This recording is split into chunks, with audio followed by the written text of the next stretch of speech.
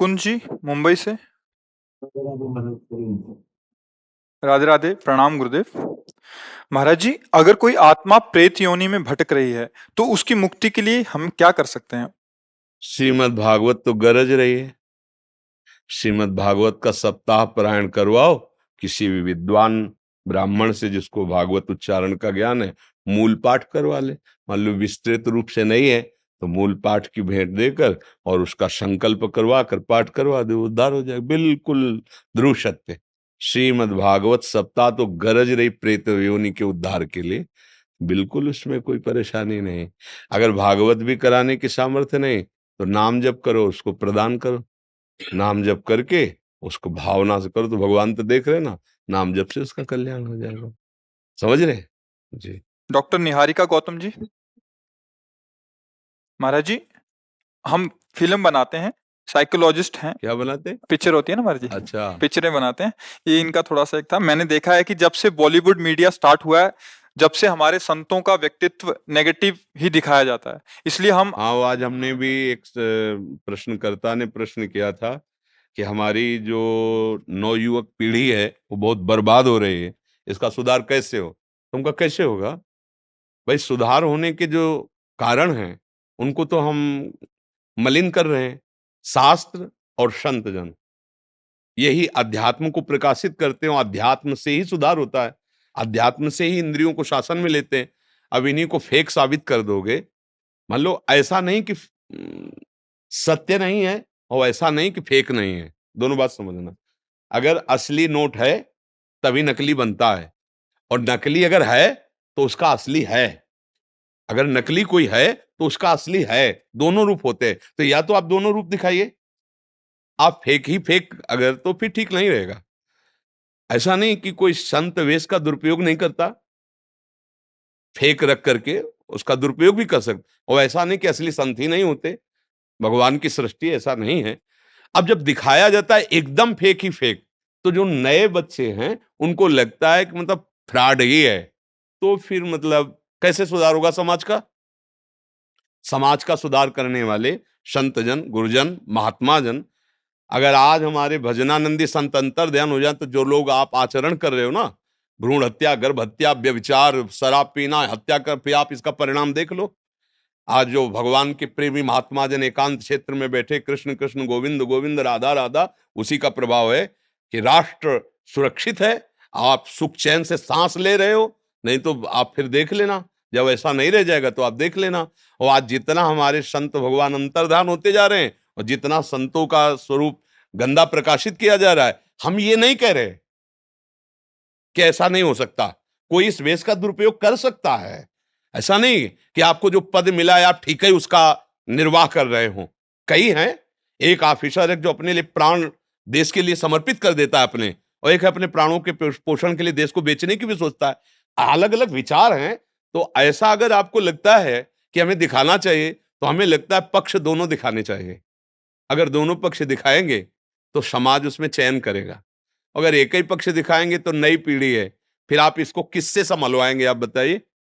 Talkies में बैठ के संभल पाएंगे, या शराब के ठेके में संभल पाएंगे, या जो नाच गाना होता है शराब पी के, क्या कहते हैं, हाँ वही क्लब लब, इसमें संभलेंगे? संभलेंगे तो साधु समाज संभालेगी। अब संतों को तो हम ये नहीं कह रहे कि आपको नहीं दिखाना है, हम पक्का कहते दिखाइए। आप प्रश्नवाचक चिन्ह खड़ा कीजिए। जब तक सोना कसौटी में नहीं कसा जाता तब तक आभूषण लायक नहीं बनता।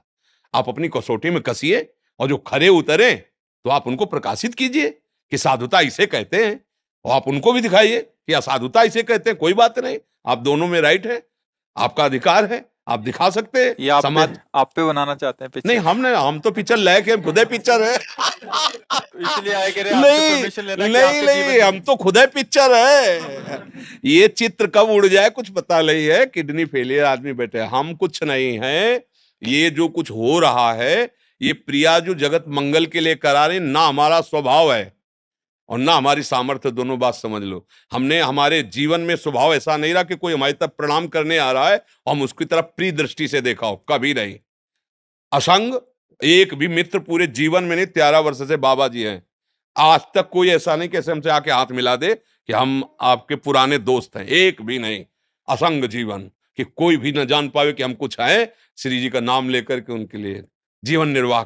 एक संत ने पूछा था कि आपकी आंतरिक वृत्ति क्या है? तो हम कहा कुत्ते को जैसे ना एक टुकड़ा डालो और डंडा दिखाओ, तो टुकड़ा डाला तो आ जाएगा, डंडा दिखाओगे चला जाएगा, फिर डालो ऐसे वो फिर आ जाएगा, फिर डंडे से भगा दो फिर आए, मतलब उसे माना अपमान छू नहीं गया है। ऐसे ही जीवन रहे, कभी कोई हमें जान न पाए कि हम संत हैं, महात्मा है, पर भैया जिनके हैं अब वो करवा रहे हैं। जो ये जैसे प्रचार प्रसार है ना, कहीं कोई हमारा उद्देश्य नहीं है, श्री जी करवा रहे हैं। ये देखो, फूल में जब पराग आ जाता है ना, तो भंवरों के लिए निमंत्रण कार्ड नहीं भेजे जाते, अपने आप आ जाते हैं। ऐसे तुमको फिल्म बनानी नहीं पड़ेगी, तुम सब सहयोग करो इस बात का कि हम जो कह रहे हैं वो तुम चलो, तुम ही हमारी फिल्म होगे। आह, समझ रहे ना? तुम जितने सब हो, ये हमारा जीवन के प्रमाण बनोगे। आज शरीर रहे या ना रहे, तुम प्रमाण रहोगे। हमारी जीवनी कागज में नहीं लिखी जाएगी, हमारी जीवनी तुम्हारे हृदय में लिखी जाएगी कि ये जीवन देखो, हमारे गुरुजी ने जीवन दिया है, ये हमारी जीवनी होगी। कि तुम्हें पढ़ना नहीं पड़ेगा, देखना होगा। देखो समाज को देखो, राधा राधा राधा राधा राधा, ये हमारी जीवनी होगी, ये हमारा फिल्म होगा। हमारे फिल्म के किरदार आप सब हो। यदि आप आचरण पवित्र रखोगे, नाम जप करोगे, भगवत मार्ग में चलोगे, तो हमारी फिल्म प्रकाशित हो गई, बन गई। उसको चार लोग देखेंगे, भूल जाएंगे, लेकिन तुम्हारा आचरण तुम्हारे परिवार का उद्धार करेगा, तुम्हारे गांव का उद्धार करेगा।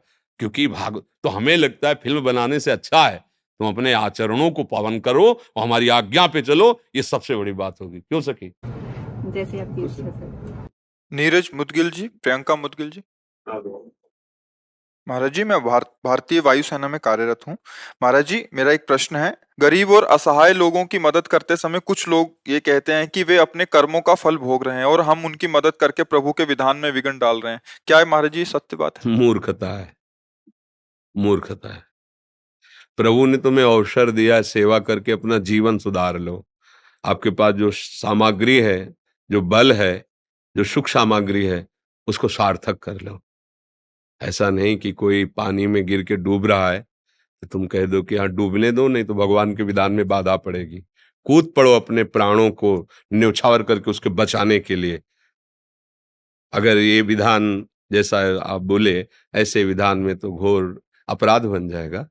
ऐसे माता पिता आगे पड़े पड़े रहने दो, क्योंकि फिर भगवान के विधान में हम बाधा क्यों पहुंचे? ये घोर मूर्खता, घोर मूर्खता है। यही तो मतलब बिना शास्त्र स्वाध्याय के, बिना भजन के बुद्धि थोड़ी पवित्र होती है। ऐसा नहीं है। हम प्राणपन से दूसरे को सुख पहुंचाने की चेष्टा करें, असफल रहे, फिर प्रारब्ध को बोल सकते हैं कि हमने तो पूरा प्रयास किया, किसको बचा ले, हम नहीं बच पाया तो इसके प्रारब्ध में था, भगवान का विधान था। पर जो हमारा प्रयत्न हुआ वो हमारे मंगल के लिए निश्चित हो गया है। वो हमारे हमको बचा लेगा, वो हमारा मंगल कर देगा। ये बिल्कुल मूर्खता की बात है, बिल्कुल मूर्खता कि इसमें 1% भी विचारणीय विषय नहीं, पूरी मूर्खता की बात है। फिर तुम्हारे ऊपर कौन कृपा करेगा? तुम्हारे ऊपर फिर तुम भी तो अपने कर्मों का भोग भोगोगे।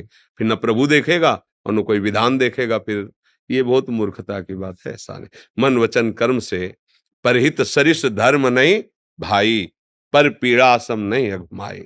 दूसरे को हित करने के बराबर कोई बड़ा धर्म नहीं है। कोई भूखा है, कोई प्यासा है, कोई बीमार है, ऐसी परिस्थिति है। यही ऐसी परिस्थिति वाले हैं जो है ना, जैसे एक्सीडेंट हुआ, कोई रोड में तड़प रहा है, और तुम्हारा जब अगली बार होगा तो तुम भी तड़पोगे, कोई पानी देने वाला नहीं मिलेगा, क्योंकि तुम ऐसे विचार वाले हो। ऐसा नहीं। गाड़ी रोकिए, हो सके तुरंत उनको गोद में उठाइए, अस्पताल ले जाइए, पैसा लगाइए। वो भगवान देख रहा है, वो जब हिसाब देगा ना, तो आप वास्तविक धनी हो जाओगे, वास्तविक आनंद। ये नहीं देखना कि मैं इस पर पैसा क्यों लगाऊं। जैसे मेरा भाई हो, अगर वो दशा जो प्राप्त है सामने वाले की, मेरा भाई होता, मेरा बेटा होता, मेरे बहनोई होते, मेरा रिश्तेदार होता, तो हम क्या करते? कूद पड़ते। ऐसे ही कूद पड़ना चाहिए। जो होगा वो बाद में देखेंगे, पहले गोद में लेके इसको दुख निवारण के लिए हम, वो पुलिस हमें करेगी क्या, ये हमें कुछ नहीं सोचना। हम बिल्कुल धर्म में ये विचार नहीं होता। ये स्वार्थ बुद्धि वालों का उपदेश है, इसलिए ऐसे विचारों का त्याग कर देना चाहिए, सुनना ही नहीं चाहिए। मूढ़ लोग हैं, जैसे किसी को भूत चढ़ जाए ना, कुछ भी बोलता है, ऐसे ही भूत चढ़ा हुआ वचन है जी। योगेश यादव जी, मेरठ से। श्री राधा। गुरुदेव, आपके चरणों में कोटि कोटि प्रणाम। गुरुजी, मैं खेती का काम करता हूँ, मेरे कारण मुझसे बहुत से कीड़े मर जाते हैं और कुछ ऐसी दवाइयां भी लगानी पड़ती हैं जिससे उन्हें मारना भी पड़ता है। मुझे बहुत दुख होता है। सब बोलते हैं अगर दवाइयां नहीं लगाएंगे तो फसल अच्छी कैसे होगी हाँ, महाराज ठीक जी। बात है। पर जो अतिथि सेवा और साधु सेवा और अन्य जीवों की सेवा बनती है ना, उससे उसके सारे दोष नष्ट हो जाते हैं। जैसे आपके घर में कोई साधु आ गया, कोई अतिथि आ गया, आप उसको भोजन पवाते हैं। इसके बाद फसल में बहुत से पशु पक्षी दाना चुगते हैं। ऐसा नहीं है कि वो पूरी फसल आपको ही मिल जाती है। कुछ न कुछ पक्षी पशु जो उसमें, तो उससे सुकृत बन जाते हैं। अतिथि सेवा से संपूर्ण पाप नष्ट हो जाते हैं गृहस्थ के। इसीलिए गृहस्थ में सबसे बड़ा जो सुकृत माना गया है, वो अतिथि सेवा माना गया है। आए हुए कोई साधु महात्मा, कोई भूखे भोजन पवा दिया, कोई ऐसे हैं कि जिनको आटा चाहिए, थोड़ा आटा दे दिया। कोई मान लो अपनी सामर्थ्य के अनुसार ये जो दरवाजे पर आए हुए भिक्षुक जनों को दे दिया, उससे सारे उसके दुष्कृत नष्ट हो जाते हैं। वो जैसे अब सोहनी लगा रहे हैं, पोछा लगा रहे हैं, तो अनजाने में भी कुछ जीव मर जाते हैं उसमें। अब ये चेष्टा ऐसी है, अगर कोई कह दे बिल्कुल नहीं मरते तो ऐसा असंभव। सोहनी चाहे हम फूल झाड़ू ही क्यों ना लगा रहे हो, पर कोई जीव अंग भंग हो जाते, बहुत कोमल अंग होते हैं उनके। अच्छा, पोछा लगा रहे हैं, तो जरा सी असावधानी में 10-5 चींटी तो मर ही जाएंगी पूरे पोछा लगाने में। अब ये गृह सेवाएं हैं। अब इन सेवाओं में जब कोई घर में संत महात्मा पधारता है और उनका चरणामृत डाला जाता है घर में धो के और उनको प्रसाद पकाया जाता है, सारे दुष्कृत नष्ट हो जाते हैं। इसीलिए तो गृहस्थ जन संतों से प्रार्थना करें, आप हमारे घर पधारिए, आपकी चरण रज पड़े, आप थोड़ी जूठ पाएंगे, जूठन गिरेगी, हम पावन हो जाएंगे। तो ये अतिथि सेवा, साधु सेवा, गौ सेवा, पक्षी आदि की सेवा। पहले घर में जब रोटी बनती थी ना, तो उसमें से पहली रोटी गाय को निकाली जाती थी। ये बचपन में हमने देखा। फिर इसके बाद जो है एक रोटी के टुकड़े करके छत में फेंक दिए जाते थे, कौवा चिड़िया आदि पाएंगी। फिर घर के बाहर निकल करके पिताश्री ऐसे देखते थे कोई साधु महात्मा को ऐसे पाने, नहीं तो फिर लौट के आके प्रसाद पाते थे। ये गृहस्थ का धर्म है। अगर अपने दरवाजे पर कोई भूखा आ गया है तो आप उसको भूखे मत जाने दीजिए, कुछ पवा दीजिए। घर में कुछ ना कुछ होता ही है। अगर नहीं है तो 10 मिनट प्रार्थना करके उनको रोकिए, 2 रोटी बनाइए, सारे दुष्कृत नष्ट हो जाएंगे। इसीलिए कभी कभी कहा जाता है कि आप संतों को जाओ, निमंत्रित करो, उनको बुलाओ। जैसे अब प्राय संत धाम आदि में ही वास करने लगे, क्योंकि कलिकाल की ऐसी चाल बन गई। तो अब क्या है कि फिर धाम आदि की यात्रा करो, जैसे प्रयाग चले गए, वृंदावन आ गए, किसी 1-2 साधु को कुछ पवा दिया, उनके चरण प्रणाम कर परिक्रमा की, ये सब नष्ट हो जाता है अपराध। ऐसा कोई शरीरधारी नहीं है जिससे शुभ न बनता हो और जिससे अशुभ न बनता हो, क्योंकि शरीर शुभ अशुभ दोनों से मिश्रित है। जब हम शरीराभिमान छोड़कर और प्रभु का आश्रय लेकर भजन करते हैं तो शुभ अशुभ दोनों का नाश हो जाता है। शरण निरापक पद रमित सकल अशुभ शुभ नंस, देत सहज निश्चल भगत सुजय जय श्री हरिवंश। गुरुदेव के प्रताप से, आचार्य के प्रताप से जब हृदय में भक्ति होती है तो पुण्य और पाप दोनों का नाश हो जाता है और भगवत प्राप्ति कर लेता है। इसलिए कहीं भी रहो, किसान हो, व्यापार हो, कोई भी कार्य कर रहे हो, नाम जप करो और दूसरों का सुख चाहो। अगर सुखी होना चाहते हो तो गूढ़ बात है, दूसरों को दुखी करके कोई सुखी नहीं हो सकता। दूसरों को सुख देने की भावना रखो और कुछ ऐसे कर्तव्य कर्म होते ही हैं। अब जैसे पैदल आप चल रहे हैं तो आप क्या समझते हैं कोई जीव हत्या नहीं होती? किससे नहीं होती? आकाश में थोड़ी चलोगे। आप श्वास ले रहे हो, क्या जीव हत्या नहीं हो रही? आपको पता नहीं कितने ऐसे जीवाणु हैं जो अंदर जा रहे हैं। तो ये कुछ प्रक्रियाएं ऐसी हैं जिनमें होता ही है। अब उसके लिए उपाय है, भगवान नाम जप करो। अपनी जानकारी से किसी जीव को हम कष्ट नहीं दे रहे, पर अपने अन्न की रक्षा नहीं करेंगे तो अतिथि सेवा नहीं होगी, परिवार का पोषण नहीं होगा, जीवन नहीं चलेगा। एक किसान खेत पालता, सैकड़ों लोगों के पेट भरते हैं, भले वो अर्थ से खरीदे, अगर वो पैदा ही नहीं करेगा तो तुम्हारा अर्थ थोड़ी खा लोगे। वो उस मेहनत उसकी काम करती है। भले मान लो लाखों रुपया है तो लाखों रुपया खा लोगे क्या? खाओगे तो गेहूं ही। पर उस किसान से पूछो जो मेहनत करके 5-6 महीने में फसल तैयार किया है, तो उससे कितने लोगों का मंगल हो रहा है। इसलिए किसान को पाप नहीं लगता। अतिथि सेवा, साधु सेवा जगत मंगल के लिए हो। हमारे यहाँ तो भारत में बड़ा जोर का नारा लगाया है, जय जवान जय किसान। ले हाँ, तो आप किसान है तो ये न सोचे कि आपकी भक्ति कमजोर है। नहीं, ये हम बोल तभी पा रहे जब रोटी पा रहे हैं, और रोटी तभी पा रहे जब आप वहां गेहूं पैदा कर रहे हैं। अगर आप गेहूं पैदा बंद कर दे तो रोटी कहाँ से मिलेगी? ये बात सर। वीना जी हिसार से। जय श्री राधे। महाराज जी आपके चरणों में कोटि कोटि प्रणाम।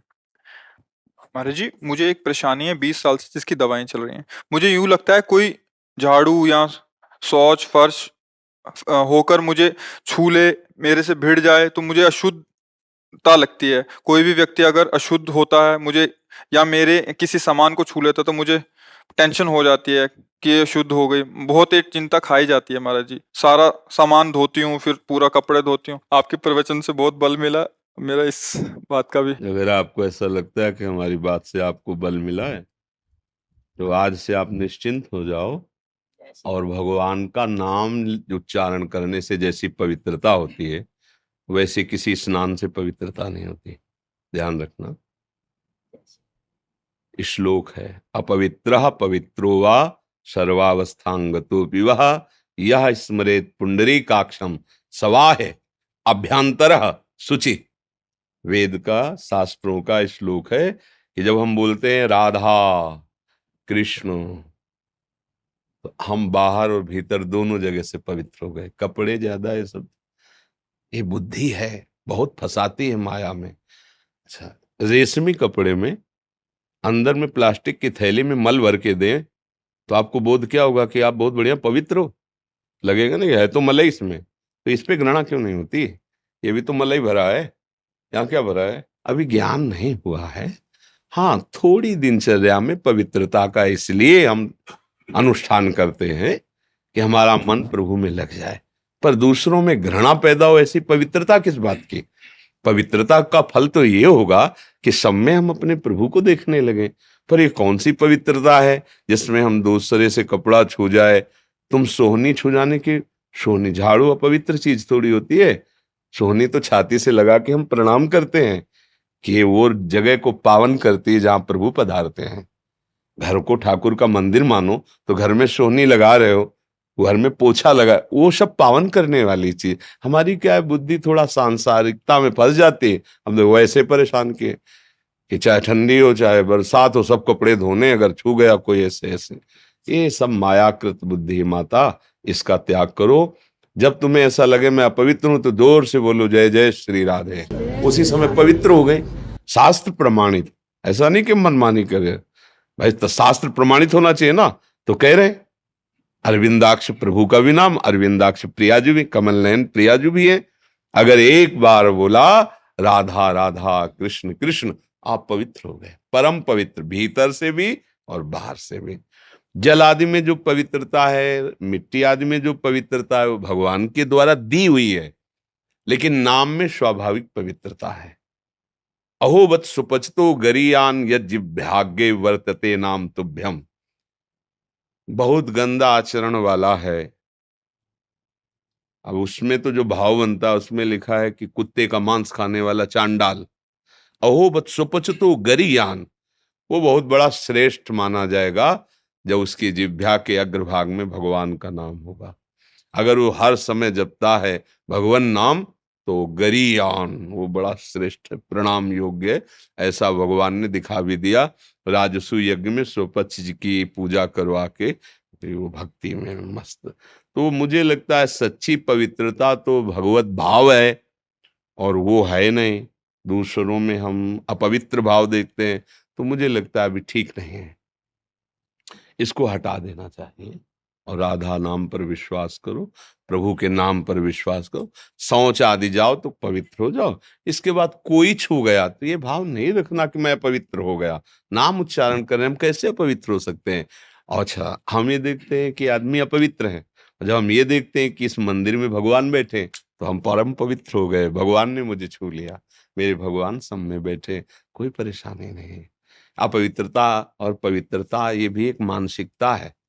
थोड़े दिन इसको निर्वाह करो, ये मानसिकता ठीक हो जाएगी। पवित्रता का सही फल है कि शरीर से संबंध हट जाए, सब में भगवत भाव दिखाई देने लगे, निरंतर नाम जप होने। ये कोई खास बात नहीं, थोड़ा आगे बढ़ने की जरूरत है। अब इसमें मानसिकता मत लगाओ, नहीं बुढ़ापा है नहा नहा के परेशान हो जाओगे। मन है, बुद्धि है, बहुत परेशान कर देता है। चतुर्वेदी जी, श्री राधे। महाराज जी, मैं एक आयुर्वेदिक चिकित्सक अधिकारी हूँ भरतपुर में। महाराज जी, मेरा एक प्रश्न है। कर्म मार्ग, भक्ति और ज्ञान मार्ग में विरोधाभास देखा जाता है, परंतु किस मार्ग में चलने से? किसने कहा? किसने कहा? विरोधाभास कहाँ है? विरोधाभास तो संसार में, परमार्थ में तो विरोध शब्द है ही नहीं। ज्ञान, भक्ति और कर्म, ये तो एक ही बात को कहा जा रहा है अनेक शब्दों में। देखो तुम्हें हम बताते हैं, हमें बताना विरोधाभास कहाँ है। जब हम परमार्थ में चलने की बात सोचते हैं तो सबसे पहले हमें सत और असत का ज्ञान करना होता है। हमें क्या त्यागना है और क्या स्वीकार करना है, समझ रहे ना? इसे शास्त्रीय ज्ञान कहते हैं, इसे वैराग्य भी कहते हैं। जब हम सत को जाना तो असत का त्याग किया। अब जिस सत को जाना, अब उस सत से हमें प्यार करना है, तन्मय होना है, उसमें स्थित होना है, उसी को भक्ति कहते हैं, उसी की उपासना करते हैं। उपासना वाणी से होती है, शरीर की चेष्टाओं से होती है, मन के संकल्प से होती है। अब जब उपासना करके सत वस्तु में हमारी स्थिति हो गई, तब हम ब्रह्म स्वरूप हो गए। ब्रह्मविद ब्रह्मैव भवति। भक्त स्वरूप में माया, ब्रह्म ये सब भूल गया, एक रहे हो नंदलाल। एक ही रहा, उधर ब्रह्म रहा, इधर ठाकुर जी के स्वरूप में हमने स्वीकार किया, तो माया नहीं, ब्रह्म नहीं, नहीं जीव नहीं काल, अपनी सुधि नारे एक रहे हो नंदलाल। मुझे तो कोई भी विरोधाभास नहीं नजर। आपको आया क्या नजर विरोधाभास? जैसे प्रभु जी, जैसे ज्ञान नहीं है और कर्म करे जा रहे हैं, जैसे ये पंखा चल रहा है, इसको ज्ञान नहीं है कि मैं क्या कर रहा हूँ, मतलब ये तो बस चल ही जा रहा है, ये इसको पता पंखा चल रहा है, तुम कर पंखा थोड़ी हो। तुम तो विवेकवान हो, इसमें विवेक है क्या? इसका उदाहरण मत दो, इसका उदाहरण उससे नहीं लगे, बेमतलब मूर्खता वाली बात नहीं। पंखा और तुम में अंतर है। पंखा एक जड़ वस्तु है जिसको हम चलाते हैं, बिजली के पावर से ऑन ऑफ हम करते हैं। तो तुम पंखा थोड़ी हो, तुम तो विवेकवान व्यक्ति हो। अब उदाहरण दीजिए जिसके द्वारा कर्म होता है, तुम्हें समझाएं। अंतःकरण चतुष्टय होता है, मन, बुद्धि, चित्त और अहंकार। बुद्धि का कार्य होता है निश्चय करना, मन का कार्य होता है मनन करना, चित्त का कार्य होता है चिंतन करना, अहंकार का कार्य होता है क्रिया को स्वीकार करना, कर्ता भोक्ता भाव। ये मूल आत्मा की बात कह रहे हैं, अभी ज्ञानी की बात नहीं कर रहे हैं। अब हमें बुद्धि से निश्चय करना है कि किसे क्रिया विधान कहते हैं और किसे क्रिया निषेध कहते हैं। तस्मात् शास्त्रम प्रमाणम ते, कैसे जानोगे? तो सत्संग कीजिए, शास्त्र स्वाध्याय कीजिए, उससे पता चलेगा कि क्या कर्म करना चाहिए और क्या कर्म नहीं करना चाहिए। अब जब जान गए कि जो नहीं करना है उसका त्याग करना है और जो करना है उसकी उपासना करनी है, उसी में हमें अनुराग प्राप्त करना है, तो वही जो करना चाहिए उस कर्म को जब हम करते हैं तो हमारे अंदर का अहंकार निर्मल होता है। तब हमारा भाव खत्म हो जाता है कि मैं करता हूं। उसको दिखाई देता है कि तीनों गुणों के द्वारा गुणानुगुण वर्तन्ते मनुष्या पार्थ सर्वसा। अब वो उसके अंदर ज्ञान हुआ कि अभी तक जो मैं कर्म का कर्ता मानता रहा वो तो मैं हूं ही नहीं, ये तो हो रहा है। प्रकृति के तीन गुणों की प्रेरणा से, सात्विक राजसिक तामसिक गुण हो की प्रेरणा से कर्म हो रहा, मैं इसका दृष्टा हूं, मैं असंग हूं। अब वो ज्ञान में पहुंच रहा है, अब अपने स्वरूप में पहुंच रहा है। भक्त इसी को देखता है कि भगवान की कृपा, गुरुदेव की कृपा से मुझे सतमार्ग का ज्ञान हुआ। अब उन्हीं की कृपा से सतमार्ग का आश्रय लेकर आराधना करूं। मेरे में तो बल नहीं, अगर मैं करता होता तो पहले कर लेता। ये तो गुरु की कृपा। इसका भी अहंकार गलित हो गया। जहां अहंकार गलित हुआ, शुद्ध परमार्थ जागृत हो गया। अहंकार विमूढ़ आत्मा करता हमिति मन्यते, मैं ऐसा करता हूं, मैं ऐसा करूंगा, मैंने ऐसा किया, ये अहंकारी मूढ़ आत्मा का वचन है। इसमें विरोधभास कहाँ है? हमें विरोध बताओ। आपको लग रहा है विरोध? नहीं प्रभु जी। आप हमें बताइए। आप आए हो संशय निवृत्ति के लिए, तो आपके हृदय में कोई संशय नहीं रह जाना चाहिए इस विषय में। मतलब तीनों को लेके साथ में अपन चलें तो तीनों के साथ क्या भैया? जब हम आंख खोलते हैं, कुछ दृश्य देखते हैं, तो हमें एक एक आंख को थोड़ी आदेश देना पड़ता है। वो एक ही लक्ष्य होता है। लक्ष्य की तरफ चलो तो असत का त्याग, त्याग में जो अनुराग है, जिसे सत जाना, उसकी उपासना, तीनों बात एक ही तो है ना, अलग कहाँ है? अब उसे अलग अलग करके जो वर्णन किया जाता है वो बुद्धि का केवल खेल होता है। वो आंतरिक सिस्टम में नहीं होता है। सिस्टम में होगी तो एक ही बात है। हम बोल रहे हैं, आपको देख रहे हैं, हाथ चेष्टाएं कर रहे हैं, हम कुछ कर रहे हैं क्या? स्वाभाविक जहां जैसा जैसा हो रहा है ना, ऐसे ही बिल्कुल ये यंत्रवत चल रहा है। अब सब थोड़ा मतलब अभी आप मानसिक धरा पर बात कर रहे हैं, थोड़ा आध्यात्मिक धरा पर आइए, फिर उससे बात करो, फिर आगे चल करके कुछ कुछ हमें आज तक अलग नहीं लगा है, कुछ नहीं लगा, कोई संप्रदाय, कोई महापुरुष के वचन। वहां से जहां से वो बोल रहे हैं वहां खड़े हो जाओ, बड़े महापुरुषों की, तो आपको एक ही बात दिखाई दी, कुछ अंतर नहीं है, कुछ अंतर। हमें कहीं अंतर नहीं लगा। दोनों मार्ग के हम पथिक रहे हैं, ज्ञान मार्ग के काशी से और प्रेम मार्ग के वृंदावन के। दोनों दिव्य अपनी चरम सीमा का, अगर ज्ञान का तो बोध स्वरूप समुद्र है काशी विश्वनाथ भगवान का, और अगर प्रेम तो प्रेम समुद्र है वृंदावन। मुझे कहीं अलग नहीं लगा। आपको जब अलग लगे तो हमसे आके पूछ लेना कि यहाँ अलग लग रहा है, तो हम आपको बता देंगे। समझ में आ रहा है जी? महाराज जी, मेरा मन श्री जी कृपा से मानव हित में चिकित्सा कार्य करने में लगता है, परंतु भक्ति आप गुरुदेव के सानिध्य में रहकर करना चाहता हूँ। महाराज जी, ये दोनों चीज वही कैसे भक्ति हो संबंध है? जाएगी, बस यही बात है। वही भक्ति हो जाएगी। जब कोई मरीज आवे तो सबसे पहले सुने, प्राण प्यारे प्रभु दिखाई तो नहीं दे रहे, पर आप इस मंदिर में हो। जैसे हम अभी आपको भेजे, जाओ राधा वल्लभ मंदिर, तो आप पहली सीढ़ी को प्रणाम करोगे अगर श्रद्धालु हो। तो जब मंदिर में चढ़ते ना, वहां क्या है, वहां क्या है? बोले ये वो सीढ़ी है जहां से हम वहां तक पहुंचेंगे। समझ रहे हो? व्यक्ति का शरीर आया तुम्हारे सामने, वो सीढ़ी है जिसके हृदय मंदिर में भगवान विराजमान। अंदर से हाथ भले न जोड़ो, अंदर से। हाँ, बोलिए क्या बात? आपको प्रभु नहीं कहना है? हाँ, ये दवा लीजिए, ये ले। जितना आपको ज्ञान आयुर्वेद का मिला है, उसके अनुसार उसका स्वास्थ्य ठीक हो और अधिक से अधिक उसे सुख पहुँचे और उचित जो अर्थव्यवस्था, उससे उचित, ये आपकी भगवत सेवा हो जाएगी। ये आराधना बन जाएगी। मंदिर में बैठ के आराधना करना, वो भी एक आराधना है, और सब मंदिरों में बैठे भगवान की आराधना करना, तुम्हें तो बहुत बढ़िया अवसर मिला है। सैकड़ों रूपों में भगवान हरि आते हैं, आप उनको औषधि देकर मधुर वचन, देखो सबसे बड़ा क्या, आपको बिल्कुल चिंता नहीं कर, ये तो हमने सैकड़ों को ठीक किया है। आप बिल्कुल ठीक हो जाएंगे, औषधि बाद में, पहले आपके वचन। अच्छा, बहुत डॉक्टरों ने तो कहा नहीं नहीं बिल्कुल ठीक हो जाओगे, अरे आप ऐसे ठीक हो जाओ। अब क्या हुआ, औषधि जो करेगी सो करेगी, आपके वचन ने उसके हृदय में एक शीतलता, एक विश्वास, एक पवित्रता भर दी। ये सबसे बड़ी डॉक्टरी है, किसी के आत्मबल को बंधाना। हाँ, नहीं नहीं बिल्कुल कोई खास बात नहीं, ठीक हो जाओगे आप। हाँ, थोड़ा परहेज कीजिए, थोड़ा औषधि लीजिए, ऐसा आप विशेष इसका चिंतन मत कीजिए। आप ऐसे एक मधुर वाणी, उससे उसके जो अंदर बैठा हुआ भगवान है ना, वो देख रहा है, आप उसको लक्ष्य करके बात कर, हाँ ठीक है, आप तो सदैव ठीक ही हो प्रभु, ये शरीर कभी ठीक होगा ही नहीं, ये शरीर कभी ठीक नहीं होगा, कभी नहीं होगा, मरेगा। इसका क्रम है, रोज को रोज बिगड़ता ही जाता है। नहीं, बाल्यावस्था से देखो अभी तक बिगड़ ही रहा है, बिगड़ता चला जा रहा है, आगे और बिगड़ जाएगा, और परिणाम इसका होगा कि एकदम छिन्न भिन्न हो जाएगा। पांचों तत्व तो अपने अपने में मिल जाएंगे, जल अग्नि वायु आकाश पृथ्वी सब अपने अपने मिल गए, और जो अविनाशी जीवात्मा है वो दूसरे शरीर में चला गया। अगर बात बना ले तो मुक्त हो गया, वो भगवान में लीन हो गया। तो आपके लिए तो बहुत बढ़िया उपासना है।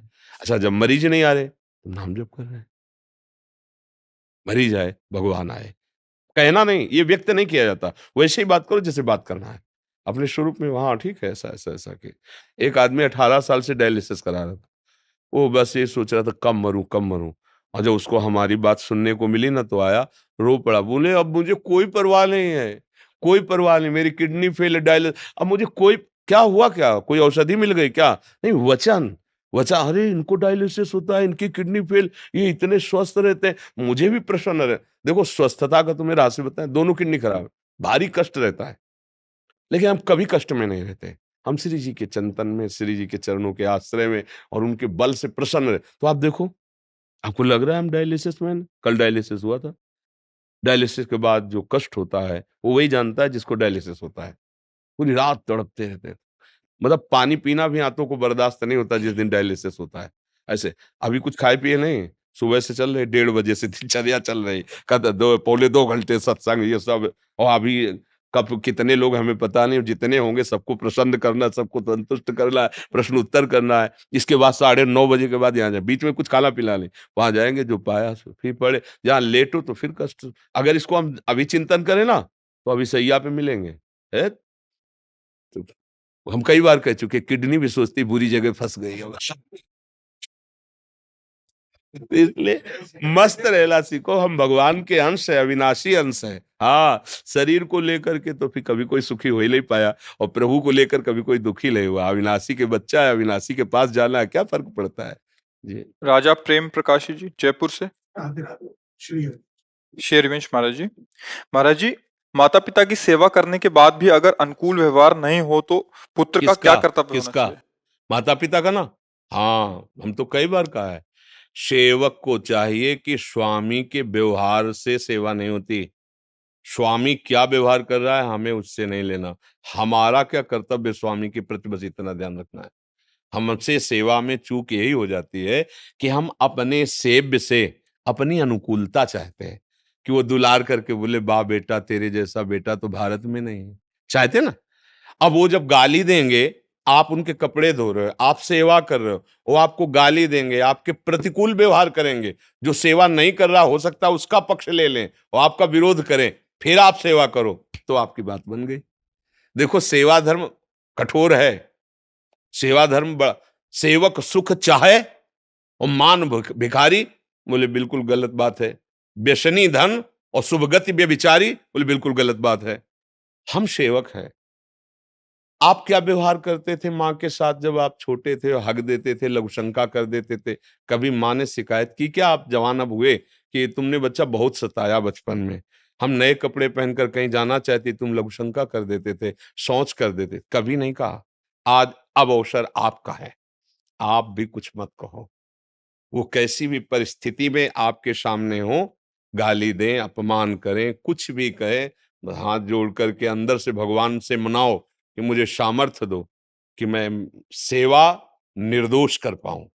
नहीं तो हम सुबह से शाम तक तुम्हारी सेवा करें, छोटे वाले को सब देने के लिए तैयार हो और हमको गाल देख लो तुम।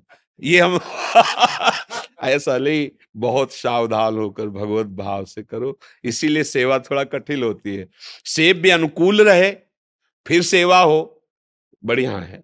लेकिन सेव्य प्रतिकूल हो फिर सेवा हो तो जगत पर विजय प्राप्त कर लोगे। ये बात ध्यान रखना है। इसीलिए सेवक सुख चाहे, निषेध किया गया। तभी उन्होंने पूछा सेवा में क्या दोष हो सकता है? स्वसुख वांछा। हमारी वांछा है ना, चार लोग पड़ोसी व्यवहार करें ठीक।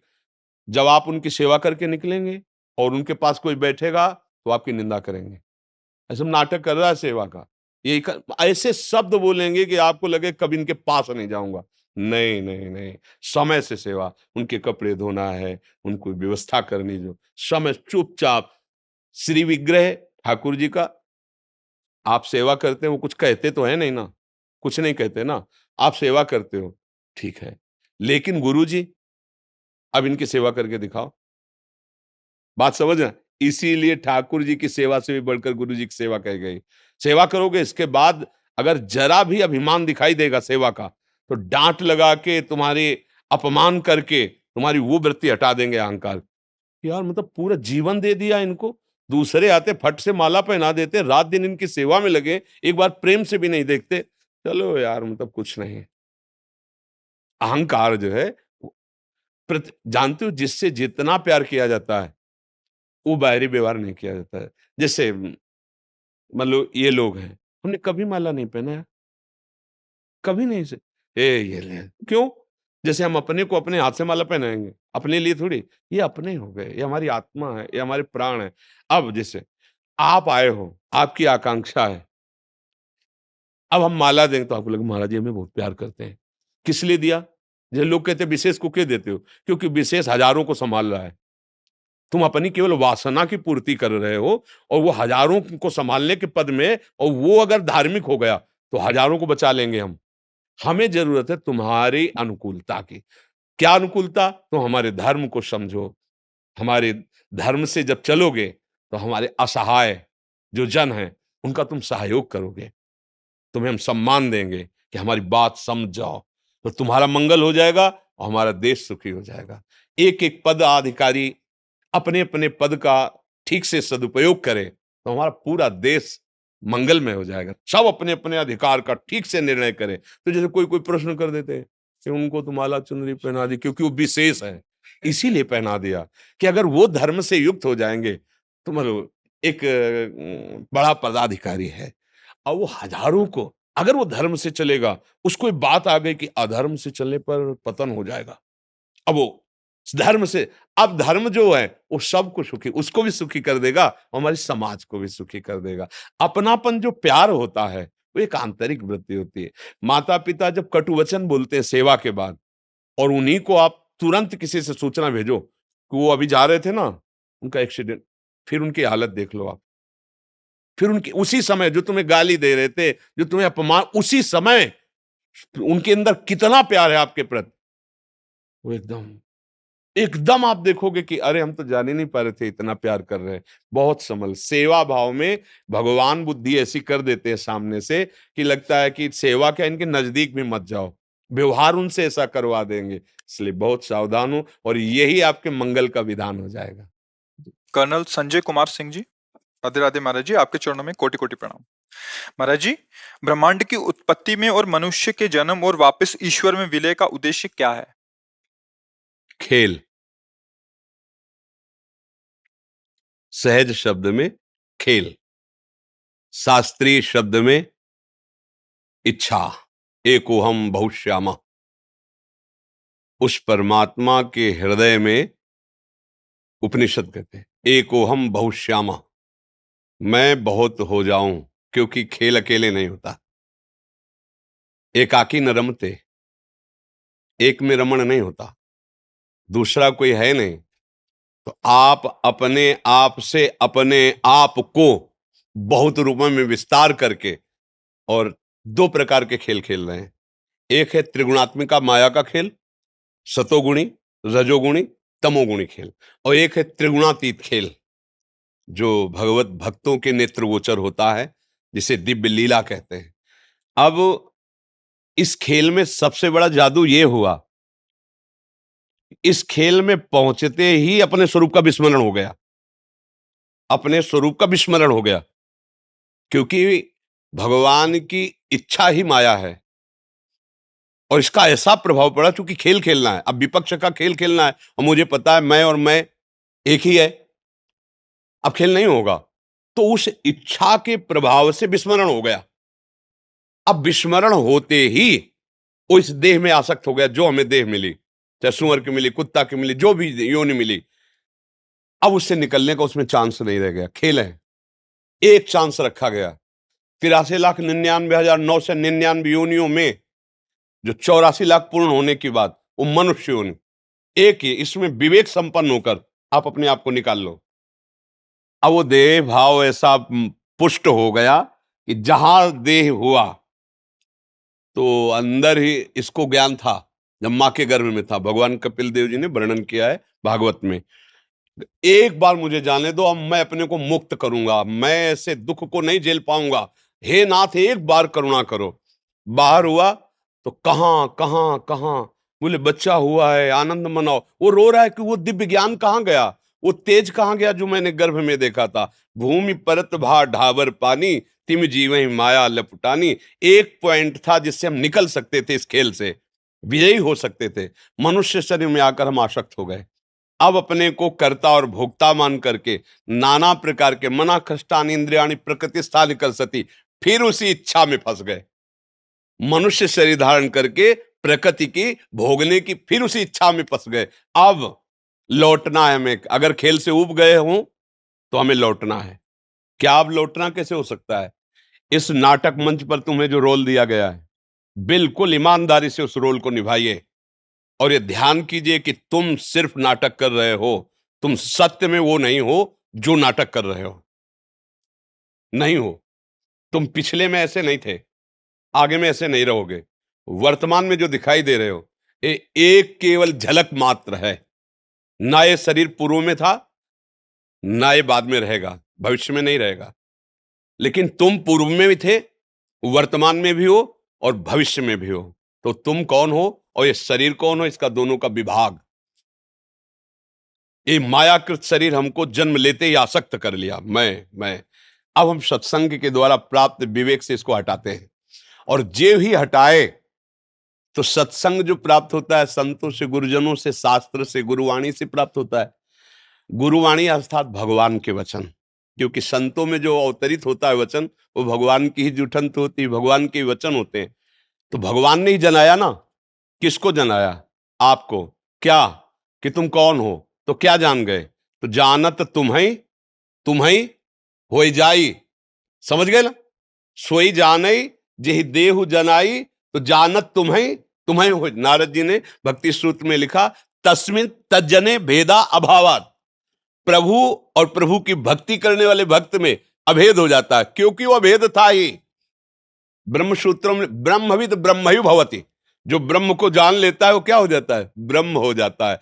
ब्रह्म हो क्या जाता है? वो तो था, है, रहेगा, वो अविनाशी का स्वरूप है। जहां वो अविनाशी भागवत स्वरूप को प्राप्त हुआ, खत्म ये खेल। अब मिट गया। ये खेल है, सिर्फ खेल, गेम है, गेम, बड़ा खतरनाक गेम।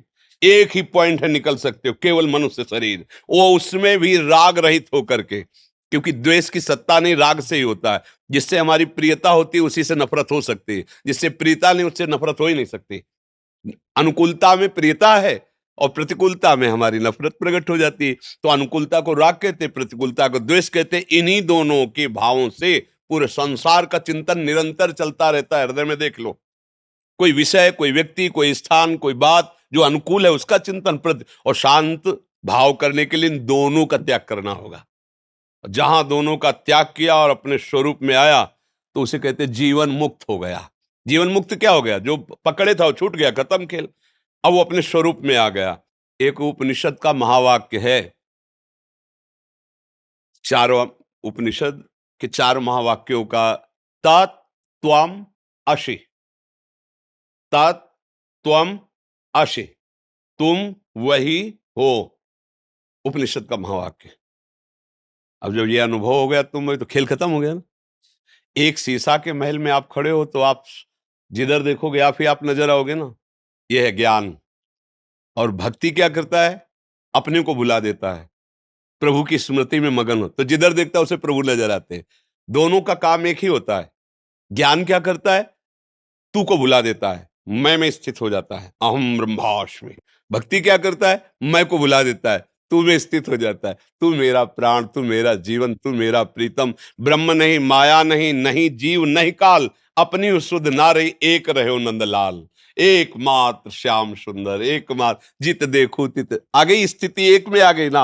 अनेक में खेल है और एक में खेल समाप्त है। अगर खेल में तुम राजी हो तो भोगो, अगर खेल समाप्त करना चाहते हो तो एक में आ जाओ। वो एक है, एको ब्रह्म हो, द्वितीयो नास्ति, दूसरा है ही नहीं। ईशावास्यमिदं सर्वम यत्किंचित् जगत्याम जगत, जितना तुम जगत देख रहे हो वो केवल ईश्वर ही है। यही तुम अनुभव कर लो, जीवन मुक्त हो जाओगे।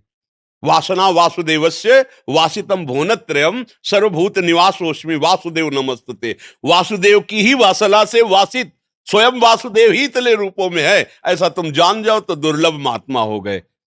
बहुनाम जन्मनावंते ज्ञानवान माम प्रपद्यते वासुदेवा सर्वमित समात्मा सुदुर्लभा। सब जगह वही, तो यहां कौन है?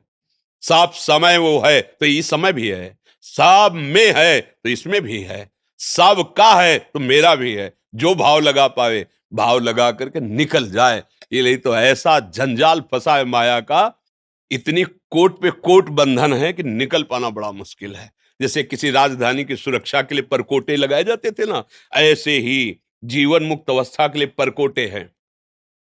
मेरा ही स्वरूप सुंदर रख करके आ जाता है वो, और इतना फंसाव में फांस लेता कि मैं और तुम, मैं भोक्ता तुम भोग्य, फंस गया।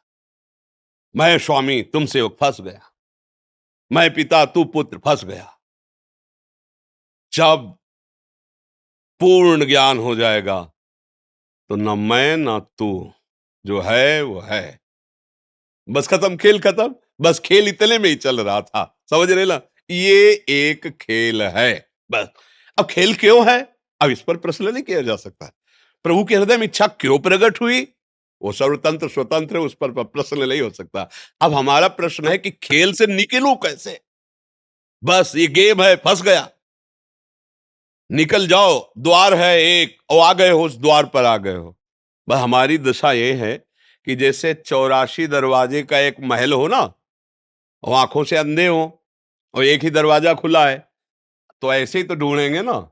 ऐसे ढूंढते हुए पहुंचे तो जो दरवाजा खुला था उसमें लग गई खुजली, तो दोनों हाथ से खुजलाने लगे, पैर आगे बढ़ गए। अब फिर हाथ आगे आ गए, फिर राउंड पे राउंड। ये खुजली है विषय वासना, दुर्वासना मम सदा परिकर्षयन्ति। ये दुर्वास, जहां खुला द्वार मिला, साधन धाम मोक्ष कर द्वारा, पाई न जे परलोक सम्हारा, सो परत दुख पावई ईश्वर धुन धुन पछताए, काल कर्म ईश्वर मिथ्या दोष लगाए। वो शब्द स्पर्श रूप रस गंध रूपी खुजली लगी, खुजलाने में वो द्वार निकल गया, पूरा जीवन निकल गया। अब फिर 83,99,999 योनियों में एक भी योनि ऐसी नहीं जो मुझे भगवत प्राप्ति करा सके।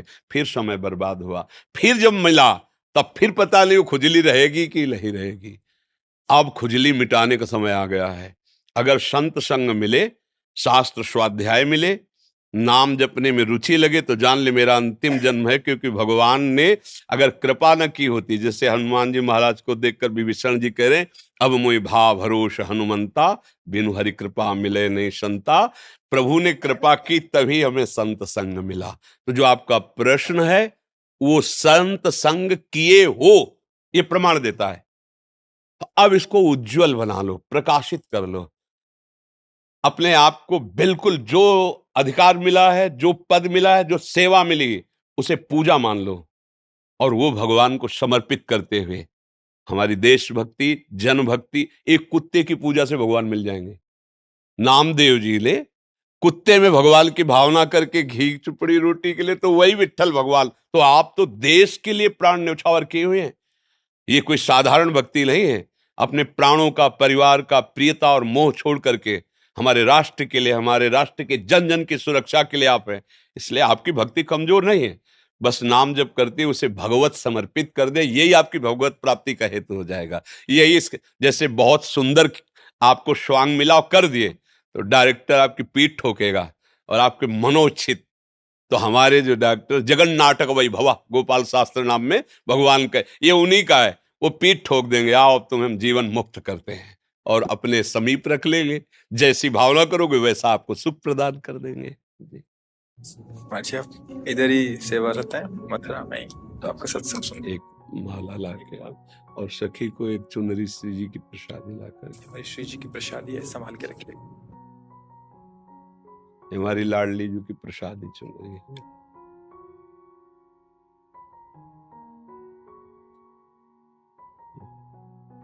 सौभाग्य है महाराज जी की आपको दर्शन बहुत धन्य हो गया जीवन में। नीलेश जी महाराष्ट्र से। महाराज जी आपके चरणों में कोटि कोटि प्रणाम। गुरुदेव, आज की युवा पीढ़ी अध्यात्म के बजाय पश्चिमी सभ्यता संस्कृति को बढ़ावा दे रही है।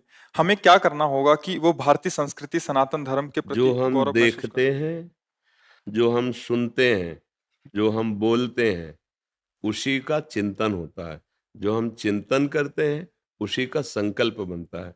जो संकल्प बनता है वैसी क्रियाएं होती हैं। हमारा देखना, सुनना, बोलना सुधरना चाहिए। अगर देखना, सुनना, बोलना नहीं सुधरा तो हमारा चिंतन जो होगा वो गलत होगा, और गलत चिंतन में हमारा आहार और विहार दोनों गलत हो जाएगा। आहार मांस, मदिरा, अंडा, ये सब खाना पीना, अभक्ष्य पदार्थ। विहार परिस्त्री गमन करना, गंदे आचरण करना। ये कैसे हुआ? पहले देखा, सुना, बोला, चिंतन किया, संकल्प बना, क्रिया हुई। मूल से सुधार हो जाए। हम गंदी बातें देखें ना, गंदी बातें सुने ना, गंदी बातें बोले ना, तो हमारा चिंतन शास्त्र सम्मत होने लगे तो संकल्प अच्छी क्रियाओं का बनेगा। अब गलत संकल्प बन रहा है और कलयुग भगवान की कृपा से वैसे ही सहयोग मिलता चला जा रहा है। ये दोस्ती करना कोई निषेध नहीं है, लेकिन दोस्ती को व्यभिचार रूप दे देना, गंदा आचरण रूप दे देना, ये तो कहीं हमने आज तक नहीं पढ़ा कि एक दोस्त दूसरे के जीवन का नाश करे। हम कह रहे कि बच्चे बच्चियां परस्पर दोस्ती करें, कोई निषेध नहीं है। एक स्कूल में जब पढ़ते तो बच्चियां भी पढ़ती थी, बच्चे भाई बहन की तरह खेलते कूदते, स्कूल गए, पढ़ा लिखा, घर आ गए। आज का क्या चरित्र हो रहा है? देखना, सुनना, बोलना बिगड़ गया हमारा। हम बाहर का दृश्य देखने लगे, धर्म विरुद्ध आचरण। छोटे छोटे बच्चे, मन इंद्रियों पर काबू करने की बात तो बड़े बड़े साधकों में भी फिसलन होती है। वो तो जानते नहीं कि मन इंद्रियों को कैसे काबू किया जाता है। अब मोबाइल का जमाना है, जो चाहो सर्च करो, देखो, फिर वैसे ही वार्ता, फिर वैसे ही सुनना, उसके इतने बॉयफ्रेंड, उसके इतने गर्लफ्रेंड, और फिर वही चिंतन, वही आचरण। अब बदल गया जीवन। गंदा आहार, गंदा चिंतन। अब कभी सुधरने के चांस मुझे बिल्कुल नहीं दिखाई दे रहे। क्योंकि सुधरना तभी हो सकता है जब शास्त्र स्वाध्याय हो, सत्संग हो, अच्छे जनों का संग हो, हमारा चिंतन शास्त्र सम्मत, संत सम्मत हो, आचरण भागवतिक हो, व्यवहार में रहते हुए भी। अब उसे उपहास माना जाएगा। अगर बड़ा भाई घर में प्रवेश करता था और छोटे भाई की बहू सेवा में होती थी, ऐसे खास के तो वो इतना किए हुए, उसका वस्त्र भी ना, हमने सुना है माता वगैरह से कि देखो ये छोटे भाई की बहू है, कपड़ा भी नहीं छूना चाहिए, पाप लगता है। ऐसी शिक्षा जहां, वहां एक गर्लफ्रेंड बॉयफ्रेंड, वहां और एक चला है लिव इन रिलेशन। अब हम क्या इस पर बोले, क्या बोले? हम बोलने लायक नहीं रह गए, इस पर क्या बोले? जो हमारी धर्म की नींव है उसको तो नष्ट कर दिया गया। वर्ण संकरता बढ़ेगी, व्यभिचार बढ़ेगा, इंद्रियों का इस तरह से मनोरंजन। अब ब्याह होगा तो धैर्यवान हो पाएगा ना पुरुष ना स्त्री, तो व्यभिचार प्रवृत्ति, पूरा परिवार नष्ट हो गया। उनको लगता है कि हमारा परिवार सज जाएगा, हम वो प्रेम विवाह कर लेंगे, हम ये कर लेंगे, वो कुछ नहीं, परिणाम देखना, कुछ नहीं, परिणाम देखना। परिणाम शब्द है नाश, क्लेश, अशांति, दुख, हानि, इसके सिवा नहीं है। धर्म का मान नहीं हो रहा, धर्म शास्त्रों का स्वाध्याय नहीं हो रहा। अगर संत वाणी सुने भी तो क्यों में है। अरे बच्चा जैसे टीचर की बात मान करके ही सवाल हल करना सीख जाता है, ऐसे वचनम करिष्ये तो में, आप जो बोल रहे हो मैं मानता हूं, और सिद्धांत के अनुसार शास्त्र सम्मत बात हम अगर स्वीकार करके चले तो वस्तु का अनुभव हो जाएगा। ये परमात्मा ज्ञान, ये परमात्मा वस्तु ऐसी थोड़ी है कि बर्फी है 100 ग्राम खरीदा, तुम्हें खवा दिया, तुम्हें अनुभव में आ गया। तो ये आचरण विहीनता, जो दृश्य हम देख रहे हैं, जो हम सुन रहे हैं, जो हम बोल रहे हैं, वही हमारा चिंतन बन रहा है। वही तो आज क्या देखा जा रहा है, क्या सुना जा रहा है, क्या बोला जा रहा है। ऐसे ही विपक्ष में भी मान लो जो स्त्री शरीर में, वो भी सब भाव को देख रहे हैं, वो भी वैसी मानसिकता, क्योंकि मन बुद्धि तो रचना सबकी, शरीरों का निर्माण अलग अलग भले है, लेकिन है तो तत्व वही ना। तो वैसे ही आसुरी प्रवृत्ति बढ़ती चली जा रही। तो भाई इस पर तो तभी सुधार हो सकता है। काफी ऐसे नवयुवक भाई हैं जो सुधरना चाह रहे हैं और सुधर रहे हैं। अगर वो संत वाणी सुने, शास्त्रों का स्वाध्याय करें, थोड़ा संयम नियम से चले, तो सुधार हो सकता है, अन्यथा नहीं हो सकता, नहीं हो पाएगा। अब आज शराब तो एक ऐसे घर घर चल पड़ी है। हमारे समय में गांव में अगर कोई एक शराब पीता था तो 50 लोग उसकी निंदा है, अरे शराब पीता है। अब घर घर में पिता पुत्र गिलास लड़ा के पी रहे, तो रोके कौन? अच्छा, शराब का मतलब है बुद्धि को मलिन कर देना, बुद्धि का मलिन हो जाना। सब कोई जानता है, ऐसा नहीं कि ना जानता हो। आप ठीक से ड्राइविंग नहीं कर सकते, आप घर में ठीक से व्यवहार नहीं कर सकते, आप ठीक निर्णय नहीं कर सकते, आपकी बुद्धि ऐसी हो जाती है। हमने तो मार्ग में देखा है, कई बार उदाहरण होता है कि एक नाली थी परिक्रमा मार्ग, तो वो बार बार ऐसे सोच रहा था, तो खड़े होकर लगा कि मतलब कोई जीव जंतु रहे क्या, सांप वगैरह। तो फिर वो देखा, बार बार टांग ऐसे उठाता, छोटी सी नाली, और उसे लांघने की कोशिश करता, नहीं उसी में गिर गया। तब पता चला शराब पी है, इसलिए ऐसी हालत है। तो क्या वो आपको सुख पहुंचाएगी?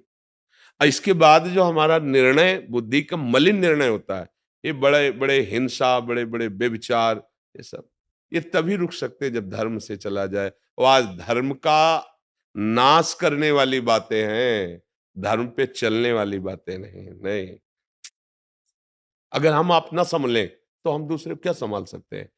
तो ये संभलना तभी हो सकता है जब हमें पता चले गलती को गलती माने तब। हम गलती को गलती नहीं मान रहे ना, गलती को मनोरंजन मान रहे हैं।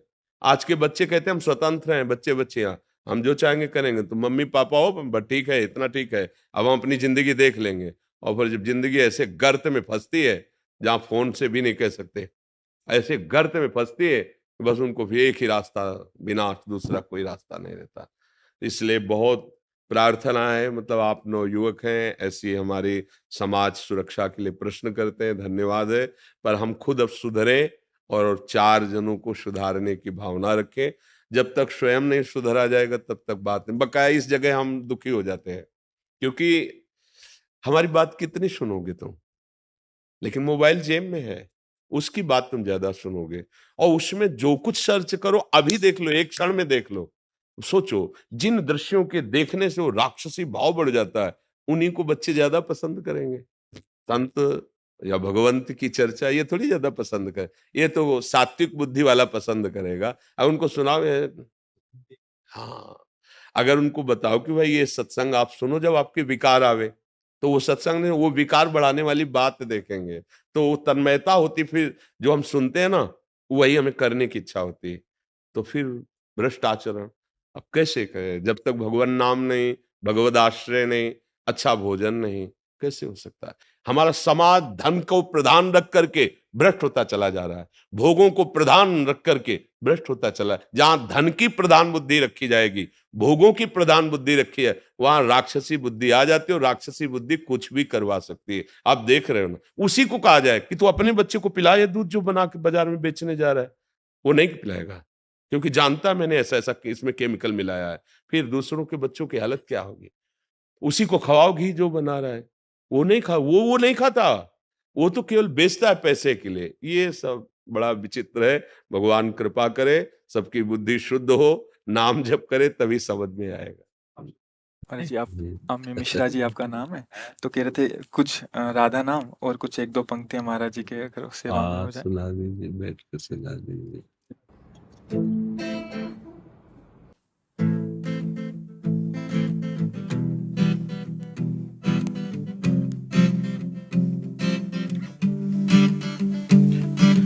अंत में एक दिन रैन बसेरा उठ जाएगा साधु रे, बड़े जहाज भी तिनके जैसे डूबे पल में साधु रे, जितना भी है पास समय तू राम नाम भज साधु रे, बड़े भागमान उस तन मिलता व्यर्थ गवाना साधु रे, राधा राधा भज साधु रे, राधा राधा भज साधु रे, बड़े भागमान उस तन मिलता व्यर्थ गवाना साधु रे, राधा राधा भज साधु रे, राधा राधा भज साधु रे, बड़े भागमान उस तन मिलता व्यर्थ गवाना साधु रे, साधु रे, बड़े भागमान उस तन मिलता व्यर्थ गवाना साधु रे।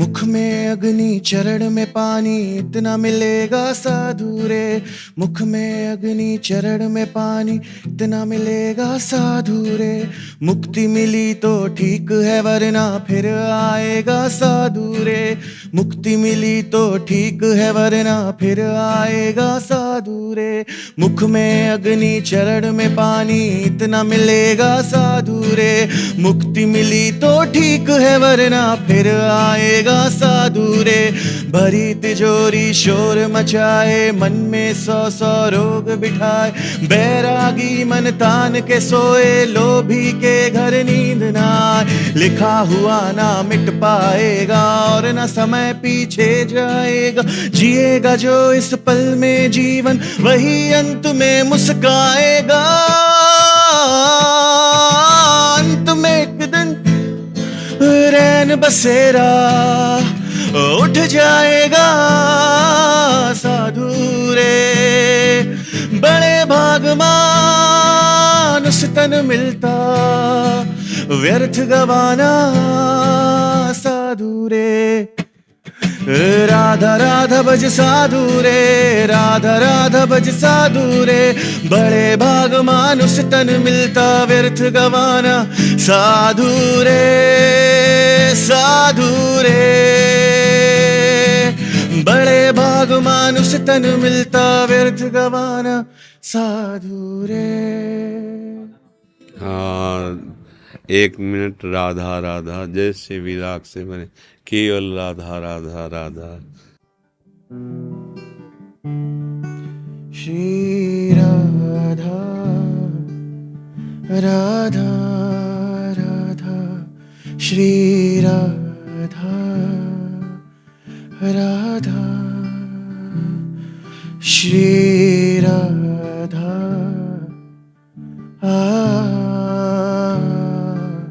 श्री राधा राधा राधा राधा राधा राधा राधा राधा राधा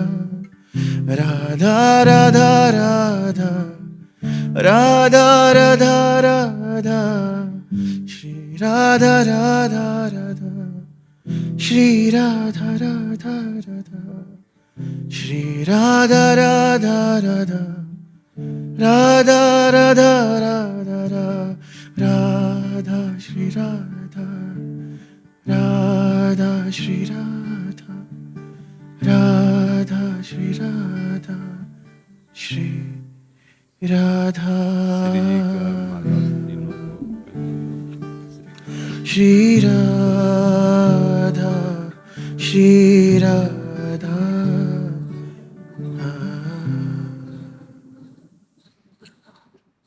परम पावन श्री वृंदावन धाम में जितनी बार राधा नाम लिया अमोघ है। हाँ, कोई व्यसन मत करना, कोई गंदे आचरण मत करना, प्रभु के आश्रित रहो। जो आपको जैसे संगीत सेवा है, ये भी भजन है।